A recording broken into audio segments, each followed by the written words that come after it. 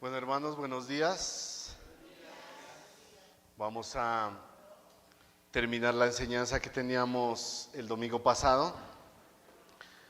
Libres del legalismo y del misticismo, ¿no? Esa fue la enseñanza. Recordemos el versículo que habíamos leído, Colosenses capítulo 2. Listo. Vamos a Colosenses capítulo 2. Colosenses capítulo 2, versículo 16.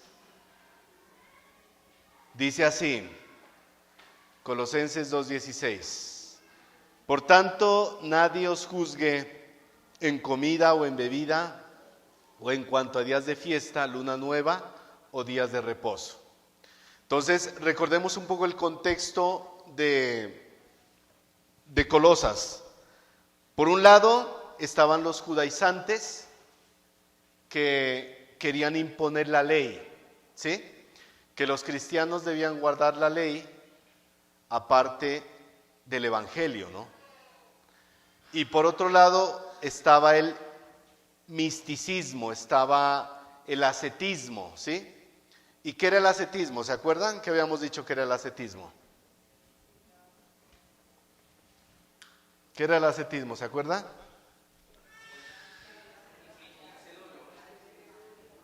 Tratar de alcanzar bendiciones espirituales autoinfligiéndose dolor, causándose daño, sacrificándose, ¿sí? Ese era el contexto que nosotros veníamos viendo. Por eso Pablo les dice que nadie los juzgue, ¿sí? Que nadie los juzgue ni en comida, ni en bebida, ni en días de fiesta, ¿sí? Ese era el contexto. Solo vimos un versículo. Si Dios nos permite, hoy terminamos los versos que nos faltan. Vamos a orar antes de comenzar. Señor, gracias por permitirnos nuevamente estar hoy aquí en tu día, el día del Señor. Señor, permite que podamos aprender tu palabra y que hables a nuestras vidas conforme nuestra necesidad. Bendice la vida de cada persona, cada hermano que estamos hoy aquí. Quita, Señor Dios, la pereza, Señor, quita el sueño, quita toda distracción y quita toda cosa que nos aparte de escuchar tu palabra y de aplicarla a nuestras vidas, Señor. Gracias por tu iglesia, Señor Dios. Ponemos delante de ti toda necesidad, Señor, el día de hoy, y que podamos alimentarnos, Señor, de tu palabra. La gloria y la honra sea para ti, Señor, en Cristo Jesús. Amén. Sí, entonces, el versículo 16 nos decía eso, ¿no? Por tanto, nadie os juzgue en comida o en bebida, o en cuanto a días de fiesta, luna nueva o días de reposo. Versículo 17, Colosenses 2:17. Todo lo cual es sombra de lo que ha de venir, pero el cuerpo es de Cristo, ¿sí? Entonces, este verso nos va a dar la razón por qué no era necesario guardar todo eso, miren. Esas cosas, comidas, bebidas, días de fiesta, lunas nuevas, días de reposo. Aquí estamos hablando cuando hablamos de sombra, estamos hablando específicamente de la ley del Antiguo Testamento, de las ceremonias del Antiguo Testamento. Estamos hablando de esas cosas que el pueblo de Israel recibió, ¿sí? La ley, las prácticas de la ley, los aspectos ceremoniales de la ley del Antiguo Testamento. ¿Se imagina si la iglesia tuviéramos todas esas leyes que recibió el pueblo? Comida, fiestas, ceremonia, vestimentas, o sea, una cantidad de cosas impresionante, ¿sí? Que el pueblo tenía que guardar. Aspectos ceremoniales. Pero esas fiestas, festivales, sacrificios, ¿a qué apuntaba? ¿A qué apuntaba? A Cristo. Ese es el punto importante. ¿Sí? Ese es el punto de toda la predicación, Cristo, mire. ¿Sí? Entonces ya, terminamos, mire. No, mentiras. Tenemos que abordar más cosas, ¿no? Cristo, mire, ese es el punto de todo. Bueno, ¿qué sucede con la llegada de Cristo? Mire. que es la realidad última de todas las cosas. La realidad última de todas las cosas. Sin Cristo esas sombras carecen de valor. Con Cristo se completa todo lo que el Señor quería. ¿Sí? Todo lo que el Señor quería. Hebreos 10.1, busquemos Hebreos 10.1.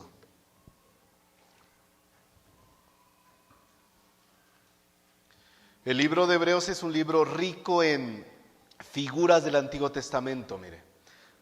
La manifestación del sacerdocio de Cristo, un libro espectacular. Hebreos 10.1.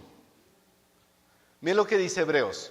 Porque la ley, teniendo la sombra de los bienes venideros, no la imagen misma de las cosas. Mire, se lo vuelvo a leer porque hay que echarle cabeza ahí, mire. Porque la ley, teniendo la sombra de los bienes venideros, futuro, no la imagen misma de las cosas, presente, nunca puede, por los mismos sacrificios que se ofrecen continuamente cada año, hacer perfectos a los que se acercan. ¿De qué habla Hebreos? Los sacrificios del Antiguo Testamento, ¿para qué servían? ¿Para qué servían? Para cubrir los pecados, pero no los quitaban. No los quitaban. Esa era una sombra. Pero ¿qué estaban esperando? La llegada del sacrificio perfecto. ¿Sí? ¿Esas cosas tuvieron importancia o no? Sí, para el pueblo de Israel. Porque sirvieron, miren, como un ayo, un tutor, un guardián para llevarlos a Cristo. ¿Sí? Para llevarlos a Cristo. Eso lo dice Gálatas 3:24 al 25, mire. Gálatas 3:24 al 25. Búsquelo ahí en su Biblia y lo vamos a leer, mire. Gálatas 3:24 al 25. De manera que la ley ha sido nuestro ayo para llevarnos a Cristo. Mire, más claro que el agua. A fin de que fuésemos justificados por la fe. Pero venida la fe ya no estamos bajo ayo. ¿Qué está diciendo ahí? Venida la fe, ya estando Cristo presente, ya habiendo efectuado la purificación de nuestros pecados en la cruz, ya no necesitamos la ley. Así de simple, ya no necesitamos la ley. Ya no es necesaria. Ya no es necesaria. Y tenga en el radar esa imagen que va a hacer Pablo de la sombra. Téngala ahí en el radar, la sombra, porque es importante esa imagen que él utiliza ahí, mire. Una sombra no existe por sí sola, sino depende de su significado, de aquello de lo cual es sombra. ¿Sí me hago entender? Una sombra por sí sola no sirve de nada. ¿Sí?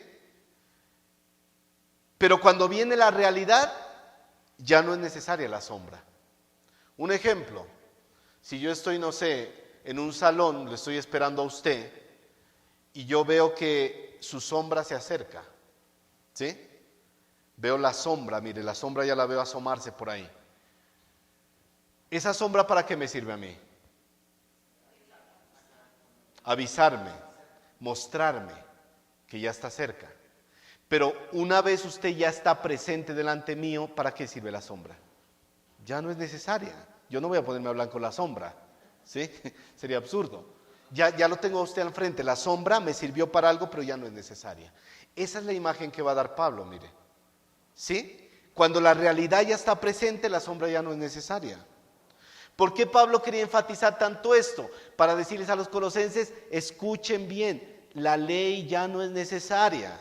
Que nadie los juzgue ni en comida, ni en bebida, ni en días de fiesta, ni en luna nueva, ni en días de reposo. Nada de eso, porque eso es sombra, ya no sirve. Porque algunos cabezones todavía querían aferrarse a eso. Querían aferrarse a eso. Entonces Pablo les toca como a niños, mire una sombra, ¿sí? Querían aferrarse a eso. Pero ¿sabe por qué querían aferrarse a eso? Por prestar oído a los falsos maestros. Por prestar oído a los falsos maestros. Nosotros hemos aprendido mucho la palabra ayo, ¿sí? Porque todo lo que era sombra, toda la ley era un ayo.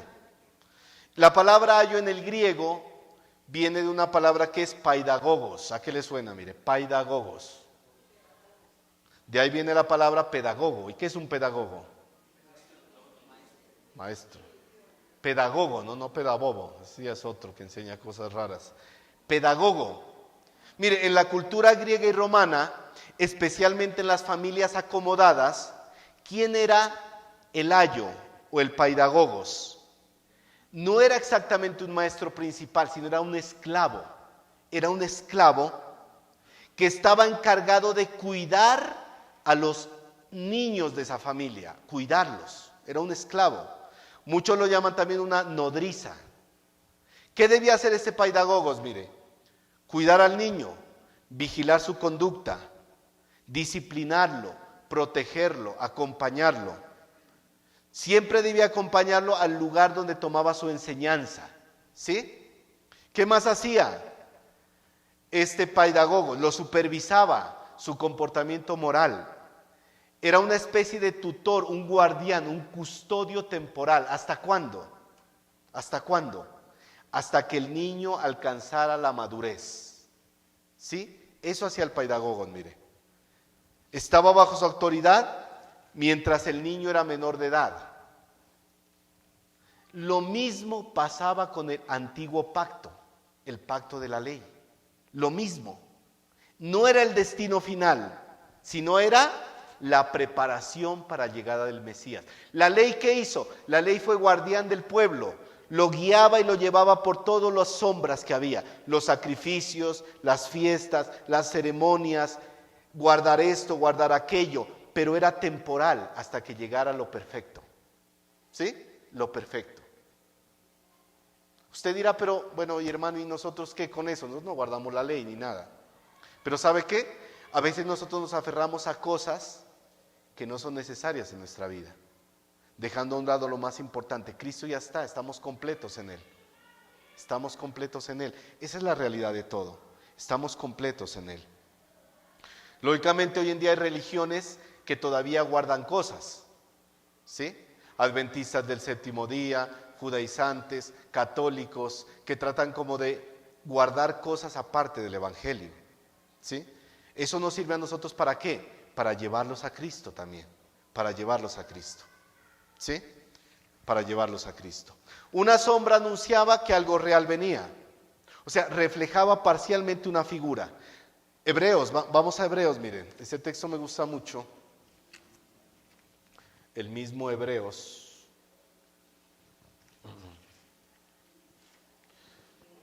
El mismo Hebreos, vamos al capítulo 11,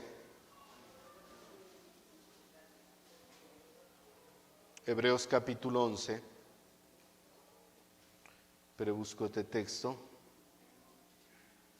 Ahí habla de los héroes de la fe, ¿no? Mire el versículo 13, 11:13, Hebreos 11:13. ¿Recuerda lo que le decía el pasado domingo? O yo creo que era en Berea, si no estoy mal. Yo les decía que la salvación siempre ha sido desde el Antiguo Testamento por gracia. Por gracia. Miren lo que dice el versículo 13, Hebreos 11:13. Conforme a la fe, murieron todos estos sin haber recibido lo prometido. ¿Qué era lo prometido? Podemos decir que sí, pero recuerden que ellos ya habían recibido la tierra prometida. ¿Pero qué era lo prometido? Un Mesías, el que iba a ocupar el trono de David, el trono perpetuo. Conforme a la fe murieron todos estos sin haber recibido lo prometido, sino mirándolo de lejos y creyéndolo y saludándolo y confesando que eran extranjeros y peregrinos sobre la tierra, porque lo que estos dicen claramente dan a entender que buscan una patria. Pues si hubiesen estado pensando en aquella de donde salieron, ciertamente tenían tiempo de volver, pero anhelaban una mayor, esto es, celestial. Eso es lo que anhelaban ellos. La sombra es lo que ellos habían vivido, pero esperaban la realidad de esa sombra. Y todo fue en Cristo, mire, en Cristo. ¿Sí? Toda la ceremonia, los sacrificios, fiestas, sacerdocio, tabernáculo, eran imagen de Cristo. El mismo tabernáculo era una imagen de Cristo, mire. ¿Sí? El arca del pacto era una imagen de Cristo. Lo que contenía el arca era una imagen de Cristo. Todo apuntaba a Cristo. Yo a veces no me explico cómo los judíos no creen en Cristo si todo apuntaba a Cristo. Será dándoles señales de que era Cristo y no creyeron, mire. ¿Sí? Cristo, apuntaban a Cristo, las profecías apuntaban a Cristo. Y cuando Cristo llegó, la realidad se completó. La realidad se completó. Y dice Pablo, pero el cuerpo es de Cristo. ¿Sí? Pero el cuerpo es de Cristo. Volvamos a leer el verso, mire. Todo lo cual es sombra de lo que ha de venir, pero el cuerpo es de Cristo. ¿Qué significa cuerpo aquí? Sustancia, realidad, lo opuesto a la sombra. Ahora tenemos a Cristo, que es la realidad. Ya está Él, ya no es necesaria la sombra. El sacrificio del cordero en Egipto, ¿se acuerdan? Sacrifiquen un cordero y pinten los dinteles de las puertas para que el ángel de la muerte pase de largo. Eso apuntaba a Cristo, la realidad a Cristo. Mire, el sacerdocio apuntaba a Cristo. Y por eso el punto central de Colosenses es: estamos completos en Cristo, porque Él ya es una realidad en nuestra vida. ¿Sí? Ya es una realidad en nuestra vida. Vamos al versículo 18, Colosenses 2:18.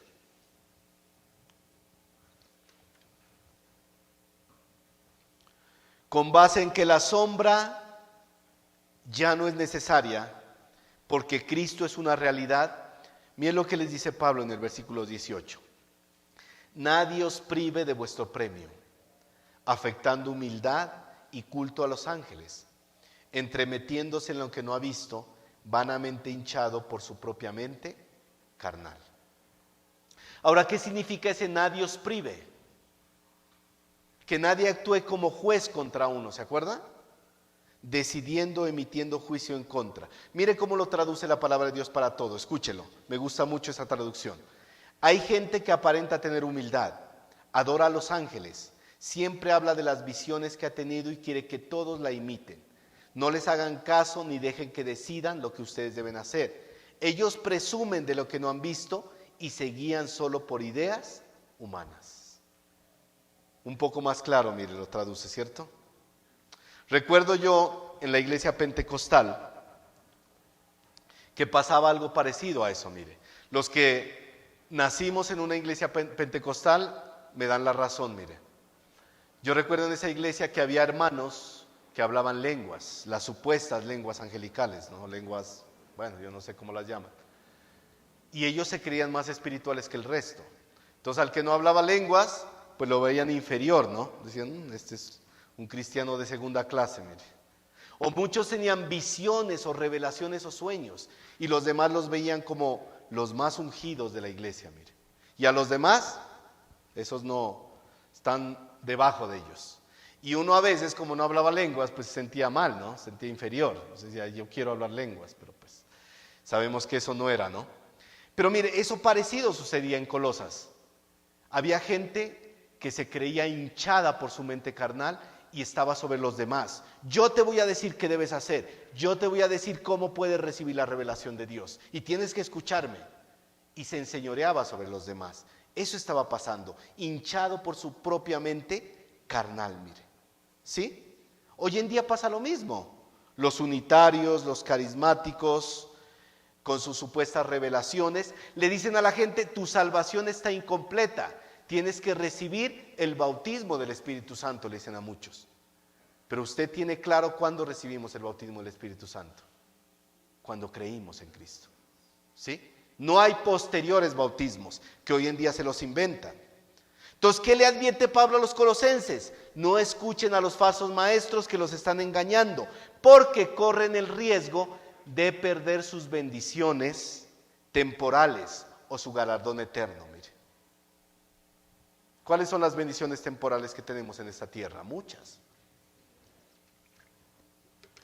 La bendición de poder congregarnos es una bendición temporal, porque en el cielo estaremos todos juntos adorando a Dios, mire. ¿Sí? Eso les dice Pablo, mire. Segunda de Juan 1:8.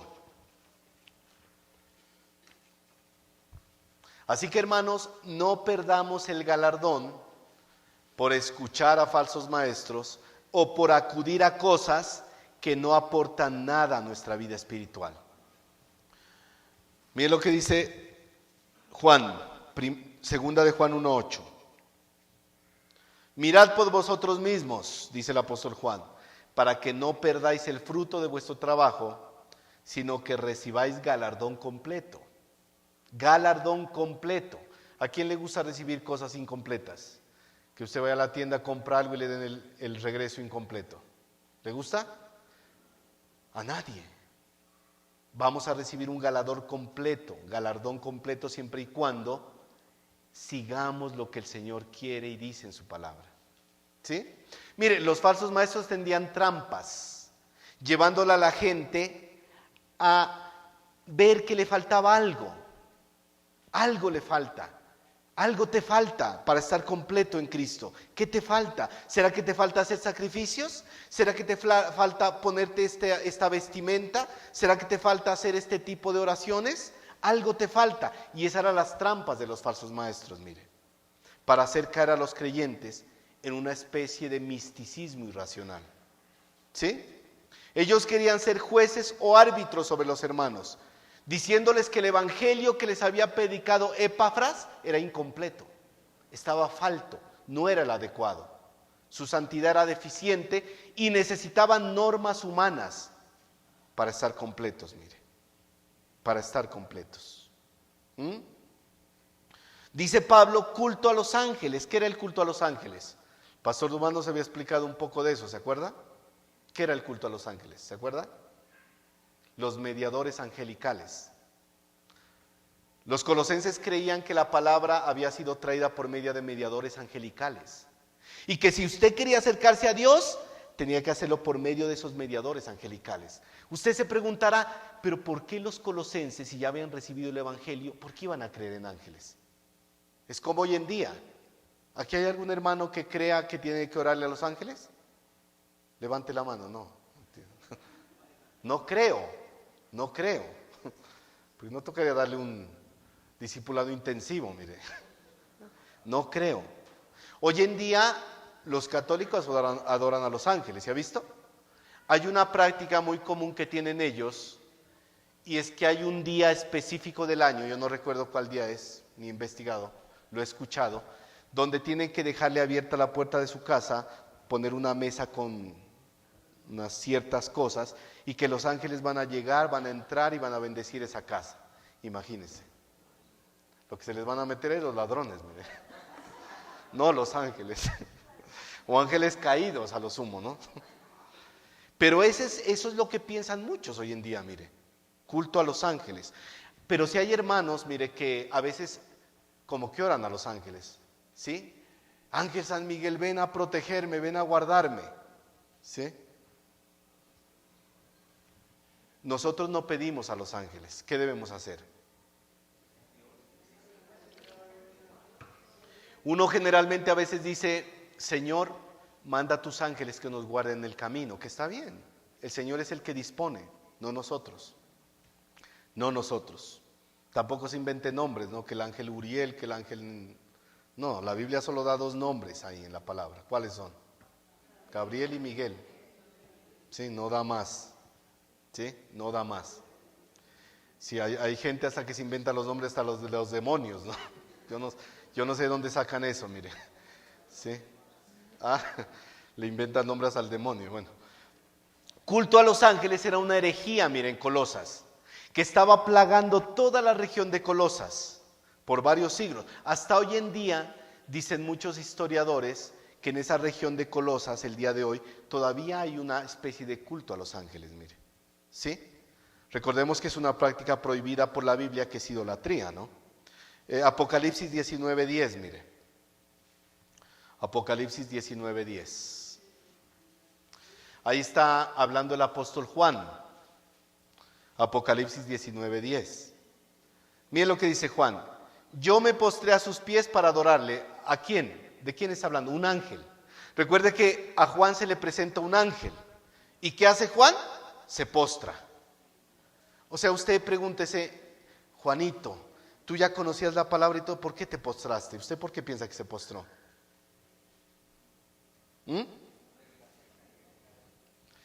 Imagínese la imagen tan maravillosa que debió haber sido esa.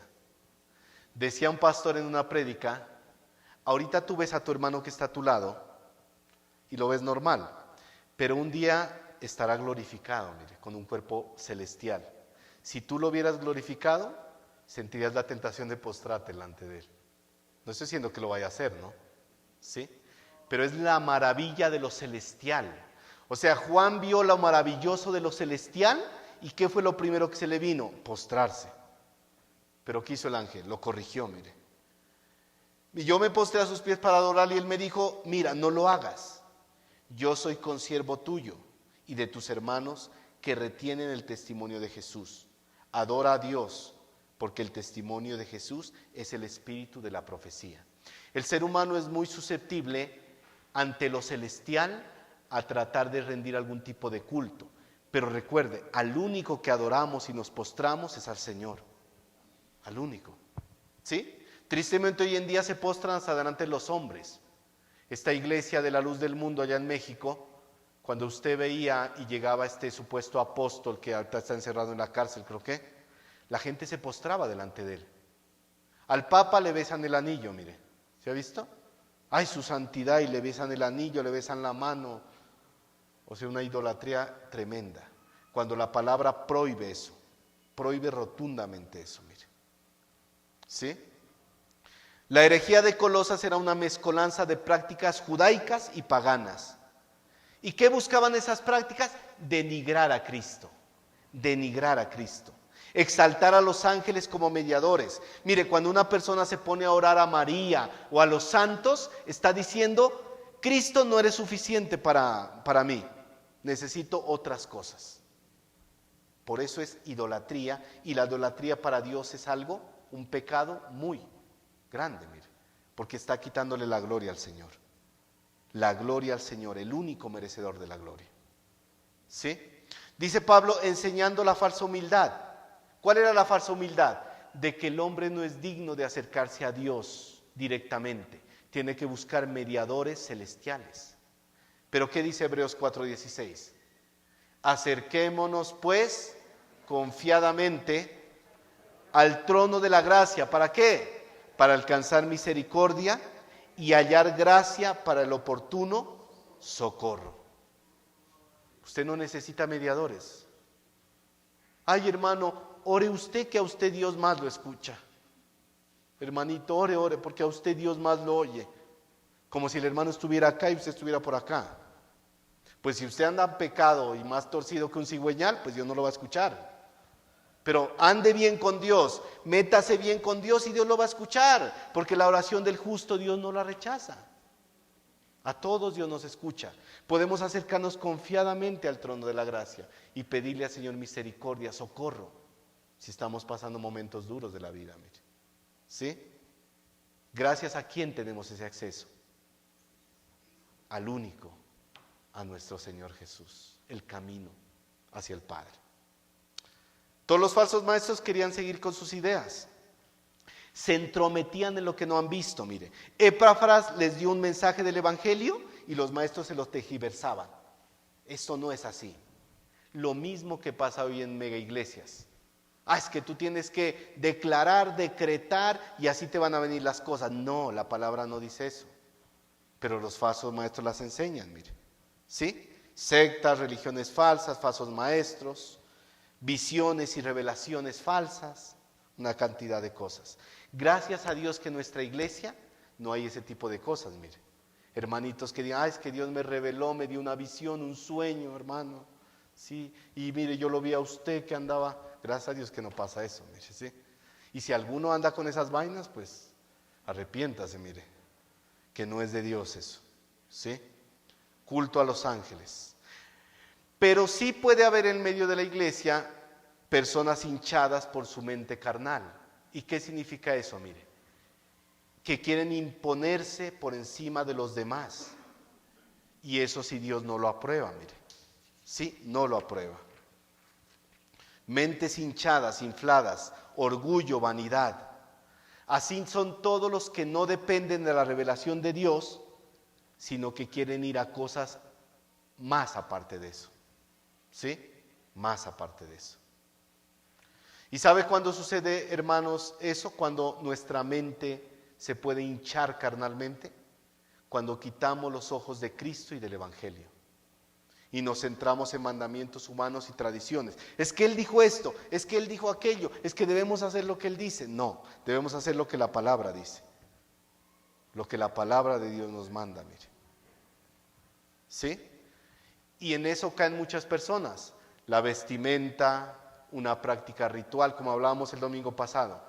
Iglesias legalistas, donde le quieren imponer a la gente cosas. ¿Sí? Donde le quieren imponer a la gente cosas. Pero mis hermanos, si usted mira los mandatos de Dios, como congregarse, como la cena del Señor, como las disciplinas que Dios nos ha dejado, como simples rituales religiosos y vacíos, ¿sabe qué va a pasar? La vida cristiana se le va a volver una carga bastante pesada. Porque todo lo que el Señor nos ha dado son medios de gracia. Pero si usted los mira como simples rituales religiosos, va a ser una carga pesada. Y ahí solo caemos en el activismo, pero sin piedad. ¿Sabe cuándo pasa eso? Cuando usted ya no le satisface las cosas de Dios. Usted dice, ay, ir el domingo a la iglesia, escuchar la prédica, cantar, orar y ya, o sea, ya eso ya me aburre. Y llegar a la casa y leer la Biblia, como que se le va volviendo una carga pesada. ¿Pero sabe por qué pasa? Porque usted no está viendo la bendición de Dios en medio de esas cosas que el Señor nos ha dado. Y caemos en activismo. Caemos simplemente en activismo. Yo sirvo porque toca, yo me congrego porque toca, yo escucho porque toca, yo leo porque toca. Pero ya no nace en mi corazón nada de eso. Y eso puede pasarnos a cualquiera de nosotros. Lo mismo que le pasó a la iglesia de Éfeso. Es un texto que lo hemos leído muchísimas veces, pero volvámoslo a leer. Apocalipsis 2, 2 al 5. Activismo sin piedad. Pero ¿sabe qué, hermanos? Esto pasa más de lo que usted cree en muchas congregaciones, donde la gente ha dejado de buscar al Señor y solo se ha inmerso en un activismo religioso. En un activismo religioso. Apocalipsis 2, 2 al 5. Y dice el Señor, yo conozco tus obras y tu arduo trabajo y paciencia. ¿Era una iglesia que trabajaba? Sí. El Señor exalta esas cosas, mire. Una iglesia que trabajaba y tenía paciencia. No puede soportar a los malos. ¿Eso qué me dice? Que era una iglesia que tenía discernimiento. Has probado a los que se dicen ser apóstoles, mire, y no lo son, y los has hallado mentirosos. Era una iglesia que tenía sana doctrina. Mire, una iglesia que trabajaba fuertemente, una iglesia que tenía paciencia, una iglesia que tenía discernimiento espiritual, una iglesia que tenía sana doctrina. ¿Eso no es una buena iglesia? Sí. Que nosotros podamos ser así, mire. Dice, has sufrido, una iglesia que había sufrido persecución y muchas otras cosas, y has tenido paciencia. El Señor Jesús repite 2 veces paciencia, mire. Y has trabajado arduamente por amor de mi nombre. Esos hermanos estaban sirviendo por amor ¿a quién? A Jesús. Y no has desmayado, a pesar de todo lo que te ha pasado, a pesar de que has sufrido, no has desmayado. Pero tengo contra ti que has dejado tu primer amor. ¿Qué pasó? ¿Iban tan bien? Estaban siendo calificados muy bien, pero ¿qué pasó en el camino? Se olvidaron, mire. Se olvidaron del Señor. Por eso, mis hermanos, nuestra oración es que nunca nos pase eso. Que si venimos a la congregación lo hagamos por amor al Señor. No porque me toca servir. No porque me toca presentar algo, no porque me vean, no porque yo soy el encargado de los ujieres y me toca estar aquí, no porque yo soy el que predica, no, que lo hagamos porque amamos al Señor. Porque el día en que perdamos eso, hemos perdido el primer amor. Mire.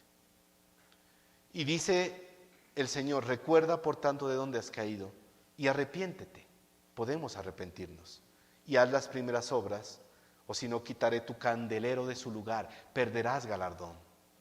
Perderás el fruto del trabajo, mire, si no te hubieras arrepentido. Ese es el llamado, hermanos.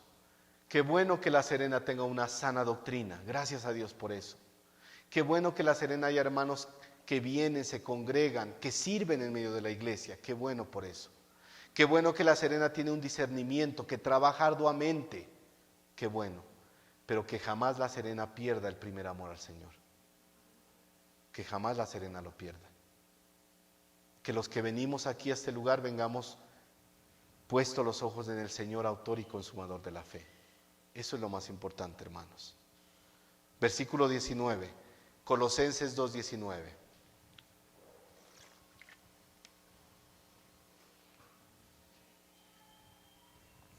Colosenses 2:19. Sigue diciendo Pablo, y no haciéndose la cabeza, en virtud de quien todo el cuerpo, nutriéndose y uniéndose por las coyunturas y ligamentos, crece con el crecimiento que da Dios. Aquí va a pasar algo interesante, mire. Pablo pasa de una figura como la sombra a otra figura. ¿Y cuál es esa figura? El cuerpo. Primero va a hablar de una cabeza y después va a hablar de unos ligamentos y unas coyunturas, para finalizar hablando de un crecimiento. ¿Cuál es la imagen que da Pablo aquí? La iglesia. Cuando una iglesia deja de centrar su vida de doctrina en la palabra de Dios, está dejando de tomarse de la cabeza que es Cristo, mire, de estar bajo el mando de Cristo, porque Él es la cabeza y de Él depende todo el cuerpo. ¿Qué iglesia dejó de depender de Cristo ahí en Apocalipsis? ¿Qué iglesia? ¿Se acuerda? La última, la Odisea. Yo estoy a la puerta y llamo. Si alguno oye mi voz, entraré a él, cenaré con él y él conmigo. La iglesia estaba adentro en muchas otras cosas, pero el Señor estaba afuera. ¿Y qué hace el Señor? Golpea la puerta, no en son de por favor déjenme entrar, sino de juicio. Juicio. Habían perdido la comunión con su Señor, mire. Eso había pasado. ¿Por qué? Porque habían dejado de depender de la cabeza. ¿Sabe por qué a veces en medio de la iglesia hay hermanos que tienen conflictos y nunca más se perdonan? ¿Sabe por qué? Porque dejaron de depender de la cabeza. El pegamento que los unía se acabó. ¿Y cuál es el pegamento en medio de la iglesia? Cristo. Y Cristo obra por medio del amor. Porque el amor todo lo puede, todo lo soporta. Y cuando ya no hay amor entre los hermanos, dejaron de tomarse la cabeza que es Cristo, mire. Dejaron de depender de Él. Cristo es el que hace posible que todas las partes del cuerpo estén unidas y se ayuden mutuamente. Él las fortalece y Él mantiene unido al cuerpo para que crezca como Dios quiere.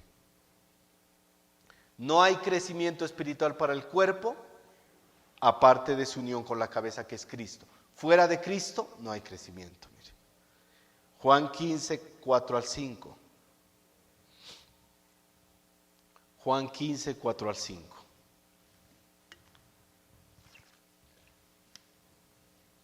Juan 15, 4 al 5.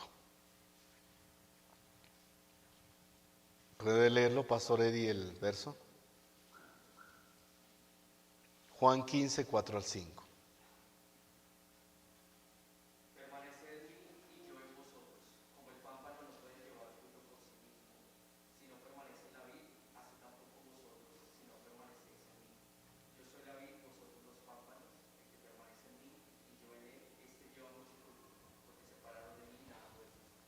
Amén. A veces algunos utilizan el verso para decir que un cristiano apostata de la fe y puede perder la salvación. No, el verso habla de comunión. Cristo dice, si tienen comunión conmigo, pueden crecer, pueden seguir, pero si no hay comunión conmigo, se mueren espiritualmente. Se mueren espiritualmente. Por eso, hermanos, la preeminencia de Cristo es el tema central de esta carta. El tema central de esta carta. Y Pablo habla de las partes internas del cuerpo. Dice, mire, en virtud de quien todo el cuerpo nutriéndose, ¿qué es lo que nutre al cuerpo? la palabra de Dios y uniéndose por las coyunturas y ligamentos, células, músculos, arterias, venas, nervios, piel, glándulas, todo. Por eso la iglesia es una maravillosa máquina espiritual creada por el Señor, mire, que trabaja armónicamente bajo la dirección de la cabeza que es Cristo. Y de ahí recibe su sustento. Mis hermanos, y Dios puso en esta tierra a la iglesia para que la iglesia pueda crecer junta. Por eso no es algo sencillo o algo de pasar desapercibido que un cristiano deje de congregarse. Porque cuando un cristiano deja de congregarse, empieza a secarse espiritualmente. A mí no me hace falta ir a la iglesia, ¿para qué? Yo en mi casa busco a Dios. Pero si usted deja de congregarse, si solo viene cada 15, si solo viene una vez al mes, espiritualmente se seca. Porque el Señor ha permitido que la iglesia sea ese cuerpo que ayuda a nutrir, a formar, a crecer espiritualmente. Por eso es que siempre los animamos, hermanos, a congregarse regularmente, porque en medio de la iglesia crecemos. Una persona que viene a la iglesia una semana, pero después se fue para otra iglesia y anda de iglesia en iglesia y nunca echa raíces, nunca. ¿Se acuerda el hermanito? No, él está en otra iglesia ya. ¿Y todavía sigue en esa iglesia? No, ya se fue para otra. Dígame, ¿cuándo esa persona va a crecer? ¿Cuándo va a echar raíces? Es como si usted coge una planta y la siembra en un lugar, pero al otro día ya no le gustó y la siembra en otro y después en otro. Dígame, ¿esa planta cuándo va a dar fruto? ¿Cuándo va a crecer? Nunca. Se muere. El anhelo nuestro, mis hermanos, es que ustedes vengan a la iglesia, se congreguen, pero que también maduren y crezcan espiritualmente. Que echen raíces, que den fruto. Que día de mañana digamos, ese hermanito, esa hermanita que llegó hace 2 años, 3 años, 5 años, mírelo cómo está ahora, mire cómo ha crecido, mire cómo está.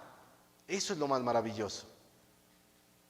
Pero si usted no es constante, grave que pueda crecer, hermanos. Grave. Por eso es importante, hermanos, congregarse. Es importante que en medio de la iglesia haya disciplina, santidad, no solo emocionalismo. No solo mensajes superficiales, que haya un orden, un cuerpo guiado por la cabeza, sometido a ella, es luz en medio de las tinieblas, es un candelabro que brilla en medio de la oscuridad. Por eso, hermano, recuerde, un cristiano que no se congrega regularmente es muy difícil que crezca y madure espiritualmente. Y primeramente están pecando al desobedecer, mire, el mandato de congregarse. Están pecando, mire, no va a poder crecer. Por eso debemos echar raíces, hermanos, madurar en la fe, madurar en la fe. ¿Y sabe lo más importante, hermanos? ¿Qué necesita una planta para poder crecer? ¿Qué necesita? Agua. Pero también la luz del sol, mire. Y nosotros necesitamos a Cristo, depender de Él. Debemos congregarnos, debemos servir en medio de la iglesia, pero también debemos fortalecer una comunión y una relación con Cristo cada vez más íntima. Cada vez más íntima. Depender más de Él. Vamos al versículo 20, ya estamos terminando. Ya estamos casi, pero ahí vamos. Colosenses 2:20. Pablo va a hablar de un concepto que ya lo había hablado antes, mire. Colosenses 2:20. Pues si habéis muerto con Cristo en cuanto a los rudimentos del mundo, ¿por qué como si vivieseis en el mundo os sometéis a preceptos? ¿Qué significaban muertos con Cristo? ¿Se acuerda que el pastor Dubán nos enseñaba un poco? ¿Qué significa? ¿Se acuerda? ¿A qué se referían muertos con Cristo?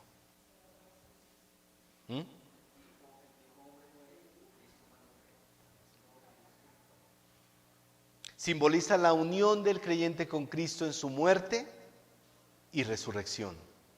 ¿Sí? Esa unión en la cual el creyente ha sido transformado a una vida nueva, rescatado de la necedad del mundo. No lo busques, se lo leo rápidamente, Gálatas 2:20. Con Cristo estoy juntamente crucificado.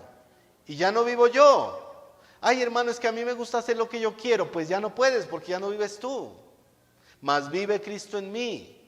Y lo que ahora vivo en la carne, lo vivo en la fe del Hijo de Dios, el cual me amó y se entregó a sí mismo por mí. El creyente que ha nacido de nuevo ya no está sometido a los rudimentos de este mundo, a las prácticas de este mundo, a esos mandamientos y doctrinas de hombres. La pregunta es, si ya moriste con Cristo y ahora perteneces a una nueva vida espiritual, ¿por qué vuelves a vivir como si todavía dependieras de las reglas de este mundo para ser santo? Esa es la pregunta que Pablo le decía a los colosenses. Ustedes ya murieron con Cristo y resucitaron a una nueva vida.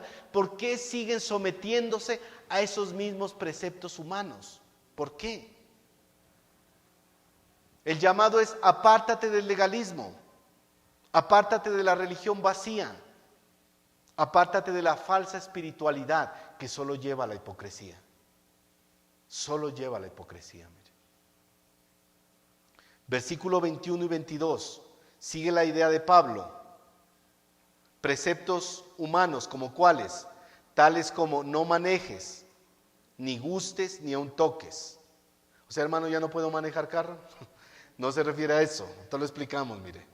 22, en conformidad a mandamientos y doctrinas de hombres, cosas que todas se destruyen con el uso. Cosas que todas se destruyen con el uso. Le voy a poner un ejemplo práctico. Dígame qué gana una iglesia legalista diciéndole a las pobres hermanas que no pueden maquillarse ni ponerse aretes. Dígame qué gana. ¿Será que gana hermanas más santas?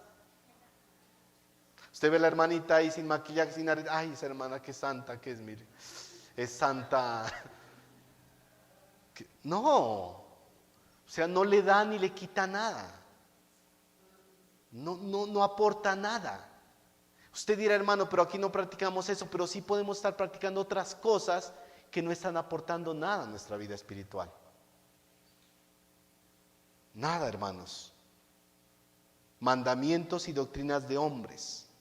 Muchos intentan alcanzar la santidad mediante cosas que no aportan nada. Que no aportan nada, mire. Una persona puede irse al lugar más recóndito de la tierra, donde no haya internet, donde no haya computadores, donde no haya nada externo que lo lleve a pecar, pero va a pecar. ¿Sabe por qué? Porque aquí está la naturaleza pecaminosa en el corazón. El Señor lo dijo, mire, Marcos 7, 14 al 19. Si quiere búsquelo, Marcos 7, 14 al 19.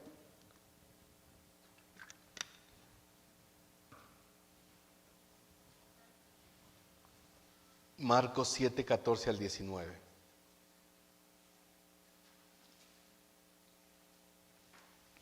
Y llamando hacia toda la multitud les dijo: oídme todos y entended, nada hay fuera del hombre que entre en él que le pueda contaminar, pero lo que sale de él, eso es lo que contamina al hombre, del corazón. Mateo 15, 17 al 19. Mateo 15, 17 al 19.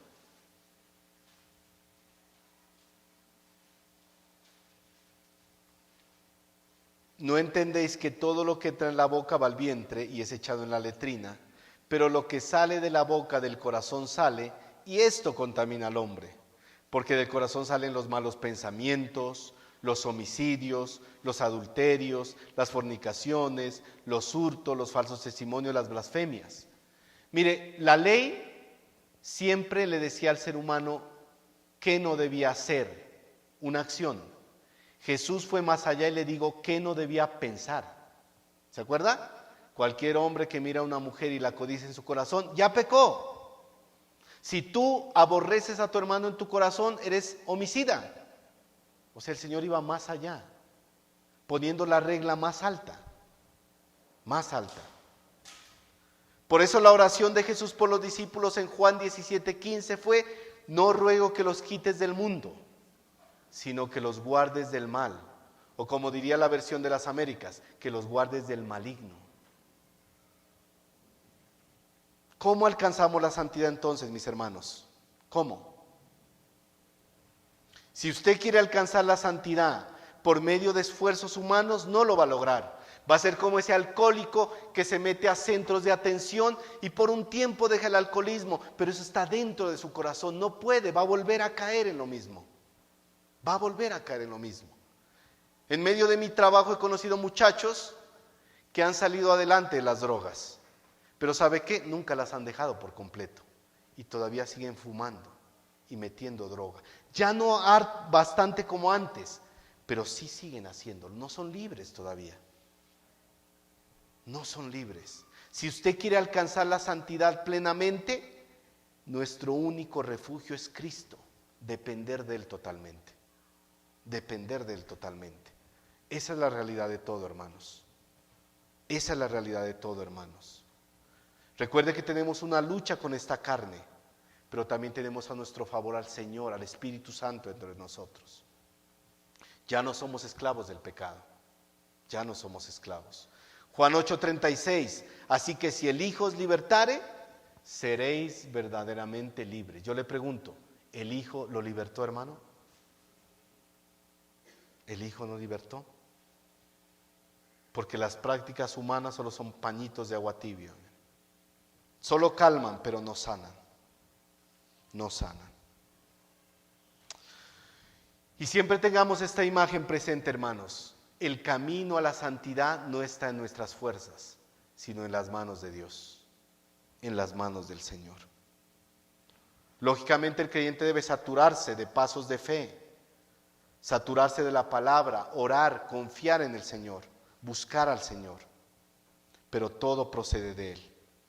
¿Sí? Tristemente en este mundo, mire, hoy venden la idea de la paz mental. ¿Se ha visto esos mensajes? Tu paz mental. ¿Qué más saben decir? Yoga cristiano, meditación trascendental para que tengas paz contigo mismo. Puros eslogan humanos, doctrinas de hombres. Doctrinas de hombres. La paz verdadera solo viene de Dios, mire. Mi paz os dejo, mi paz os doy. No como el mundo se las da. No se turbe vuestro corazón ni tengan miedo. Confíen en mí, dice el Señor. Es triste, hermanos, pero hoy en día hay cristianos que se deprimen. ¿Sí sabía usted? Y no voy a juzgar eso. Cristianos que se deprimen, que viven agobiados. Pero hay paz en el Señor Jesús. Él puede dar paz a sus corazones. Puede dar paz a nuestros corazones, hermanos.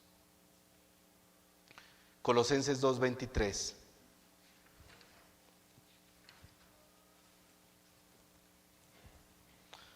Dice Pablo, tales cosas tienen a la verdad cierta reputación de sabiduría, en culto voluntario, en humildad y en duro trato del cuerpo, pero no tienen valor alguno contra los apetitos de la carne. La palabra de Dios para todos la traduce así, mire. Parecen ser sabias porque requieren que la gente practique una intensa devoción, que se niegue a sí misma y que castigue severamente el cuerpo, pero no ayudan a controlar los deseos perversos de nuestra naturaleza carnal. Hay cosas que hacen ver a las personas sabias, santas, puras. Usted ve, por ejemplo, a las monjas que se colocan su vestimenta, a los sacerdotes sus cosas. Mire, esas prácticas parecen ser sabias, parecen tener sabiduría, pero no tienen nada que hacer en contra de los apetitos de la carne. Dígame, ¿de qué ha servido el celibato de los católicos? De nada. Ha traído más males. Pedofilias, abusos sexuales y una cantidad de cosas. Porque no era la voluntad de Dios eso. Prácticas humanas que parecen sabias, pero que en realidad no lo son. Simplemente desenmascaran la hipocresía de la gente. ¿Se acuerda cómo andaban los fariseos? Con sus túnicas, sus filacterias, unas cintas aquí que decían santidad Jehová, pero ¿cómo estaban sus corazones? Apartados de Dios. Tanto así que el Señor los llamó sepulcros blanqueados. Por fuera se los ve hermosísimos, pero por dentro llenos de huesos de muertos. ¿Un cristiano puede caer en eso? Sí, cuando hay una falsa santidad en el corazón, mire, una falsa santidad. Pero ¿cuál es el culto que le agrada a Dios, hermanos? Romanos 12, 1 al 2. Así que, hermanos, os ruego por las misericordias de Dios que presentéis vuestros cuerpos en sacrificio vivo, santo, agradable a Dios, que es vuestro culto racional. No os conforméis, no os amoldéis a este siglo, sino transformaos por medio de la renovación de vuestro entendimiento. ¿Para qué? Para que comprobéis cuál sea la buena voluntad de Dios, santa, agradable y perfecta. Ese es el culto a Dios, hermano, nuestra vida misma delante de Él. Nuestra vida misma delante de Él. Esa es la conclusión de Pablo en Colosenses. Mira este mensaje. La conclusión de Pablo. Una vida transformada, solo dependiente de Dios. ¿Sí? Solo dependiente de Dios. Por eso, hermanos, todo lo que hagamos para el Señor, no debemos verlo como un sacrificio. Como les decía el domingo pasado, Señor, voy a ayunar 10 días para que veas lo duro que me sacrifico por ti. Señor, voy a ir el domingo a la iglesia para sacrificarme. No, lo hacemos por amor a Él. Lo hacemos como un deleite, como un gozo. Porque nada de esas prácticas externas tienen valor contra los apetitos de la carne. En lugar de controlarlos, los estimulan, miren. Los mandatos humanos tenían el propósito de producir más santidad y consagración, pero ¿sabe qué producían? Orgullo, hipocresía. Eso pasaba en Colosas. Eso pasaba. Para terminar, hermanos, mire, hoy vamos a terminar más rápido, mire. Hoy vamos a terminar más rápido. Para terminar, ¿qué podemos concluir? Lo más importante, hermanos, nuestra posición en Cristo. Nuestra posición en Cristo. Eso es lo más importante. Porque si eres de Cristo, puedes estar totalmente convencido que en medio de esta carrera el Señor está a tu lado corriendo, junto a ti, palmo a palmo. Es una realidad, mire. Puedes estar convencido que Él te da las fuerzas para continuar. Puedes estar convencido que terminarás esta carrera porque el Señor está a tu lado. No porque seas un gran cristiano, no porque seas el más consagrado, sino porque el Señor está a tu lado si te sometes a Él y dejas que Él haga su obra. Entonces, como creyentes, ¿cuál es nuestra tarea, hermanos? En medio de todo, ¿cuál es nuestra tarea? Cristo ya efectuó la salvación, ¿qué nos resta a nosotros?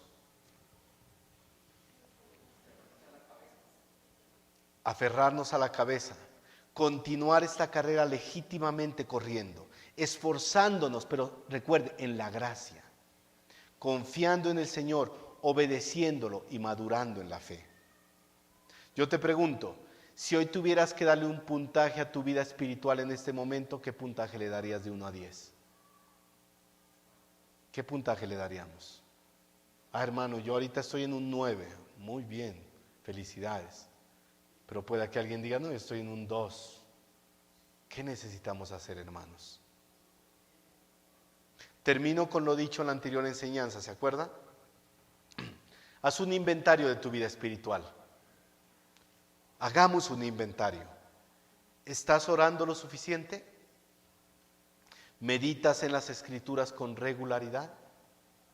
¿Vives la palabra? ¿Te congregas regularmente? ¿Eres diligente en la vida cristiana? Ve chuleando esas cositas. Si falta algo, es momento de que pongamos manos a la obra. Como creyente, pregúntate, ¿solo estás dependiendo de Dios o de prácticas ajenas a la Biblia para sostenerte en medio del caminar cristiano que tenemos cada día? Porque cuando terminemos esta carrera, hermanos, ¿estaremos satisfechos y plenos? ¿O en realidad no lo estaremos? Y para finalizar, la pregunta, ¿te agradan las cosas de Dios o te fastidia?